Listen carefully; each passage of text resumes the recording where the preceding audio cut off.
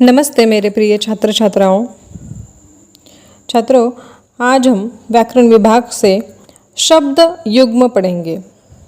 शब्द युग्म मतलब जब दो शब्दों को जोड़े के रूप में प्रयोग किया जाता है तो वे शब्द युग्म कहलाते हैं। तो हिंदी भाषा में कुछ शब्दों का प्रयोग जोड़ों के रूप में किया जाता है। ऐसा करते समय उनके बीच में योजक चिन्ह का प्रयोग किया जाता है। जैसे मैं आपको उदाहरण देकर समझाती हूँ। घर घर शिक्षा का प्रचार होना चाहिए।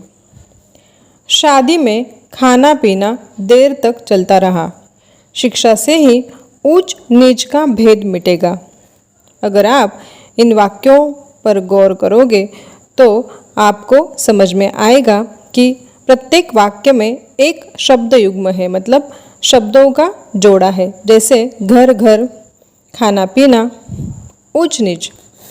घर घर इस शब्द में एक चिन्ह दिया गया है, उसे कहते हैं योजक चिन्ह।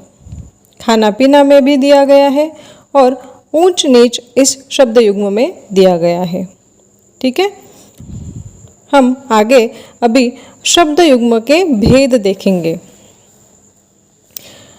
शब्द युग्म को अनेक वर्गों में बांटा जा सकता है, जैसे पर्याय युग्म, दूसरा विलोम युग्म, तीसरा पुनरुक्त युग्म, चौथा सार्थक निरर्थक युग्म।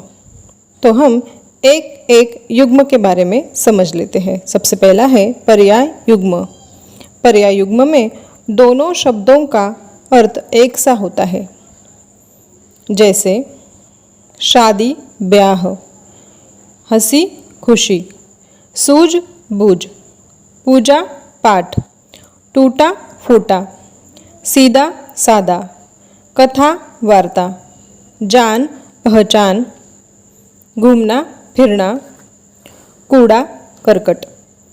अगर इन शब्दों पर आप गौर करोगे, इन शब्द युग्मों पर, तो आपके समझ में आएगा कि शब्द युग्म में जो जोड़े दिए गए हैं उन दोनों के अर्थ एक जैसे ही है। जैसे दोनों का अर्थ एक ही निकलता है, हंसी खुशी का अर्थ भी एक ही निकलता है।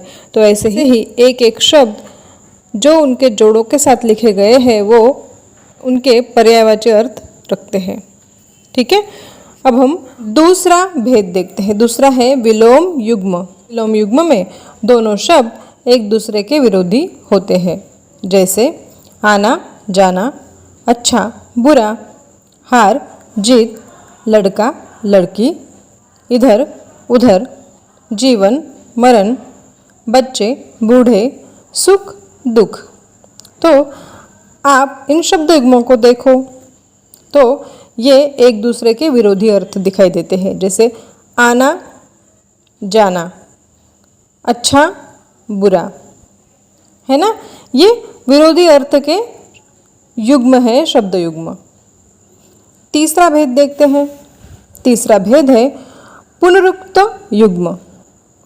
पुनरुक्त युग्म एक ही शब्द दो बार लिखा जाता है। जैसे ऊंचे ऊंचे, जल्दी जल्दी, क्या क्या, वन वन, घर घर, गाँव गाँव, पल पल, बच्चा बच्चा। तो ये जो शब्द युग्म हैं ये एक ही शब्द दो बार लिखे गए हैं और बीच में योजक चिन्ह लगाया गया है, तो ये भी शब्द युग्म ही कहलाते हैं। अब देखते हैं चौथा भेद, सार्थक निरर्थक युग्म। ये युग्म ऐसे होते हैं कि जो पहला पद होता है वो सार्थक होता है। सार्थक यानी उस शब्द का कुछ अर्थ होता है, कुछ अर्थ निकलता है, और दूसरे शब्द का कोई अर्थ नहीं निकलता, कोई अर्थ नहीं होता। तो ऐसे युग्मों में पहला पद सार्थक होता है और दूसरे शब्द का कोई अर्थ नहीं होता। जैसे लूट पाट, जात पात, पूछ ताछ, पानी वानी, अता पता, मिठाई विठाई, कागज वागज, पैसा वैसा। तो इन शब्दों में लूट का अर्थ समझ में आता है कि किसी ने किसी को लूटा है। लूटा इस शब्द का अर्थ होता है किसी ने किसी के घर पे चोरी की है, किसी के जेब से चोरी की है, किसी के पर्स से चोरी की है, किसी को उसने लूटा है। लेकिन लूटपाट से पाठ का अर्थ कुछ नहीं निकलता है, उसी प्रकार जात का अर्थ निकलता है, जात यानी जाति, लेकिन पात का कुछ भी अर्थ नहीं निकलता। उसी प्रकार पूछ का अर्थ निकलता है, लेकिन ताज का कोई अर्थ नहीं निकलता। पानी, वाणी, पानी का अर्थ निकलता है, वाणी का उससे संबंधित कोई अर्थ नहीं निकलता। वैसे वाणी का अर्थ होता है हमारी आवाज़, लेकिन वो अलग तरीके से लिखा जाता है। अता, पता, अता का कोई अर्थ नहीं निकलता, लेकिन पता का अर्थ निकलता है। मिठाई, विठाई, कागज, वागज, कागज का अर्थ निकलता है, लेकिन वागज का कोई अर्थ नहीं निकलता। पैसा, वैसा। तो आपको बच्चों ये समझ में आया होगा कि सार्थक शब्द और निरर्थक शब्द क्या होता है। तो सार्थक और निरर्थक शब्द के भी युग्म बनते हैं। तो शब्द युग्म किसे कहते हैं, ये आपके समझ में आया होगा, ऐसी मैं आशा करती हूँ। धन्यवाद।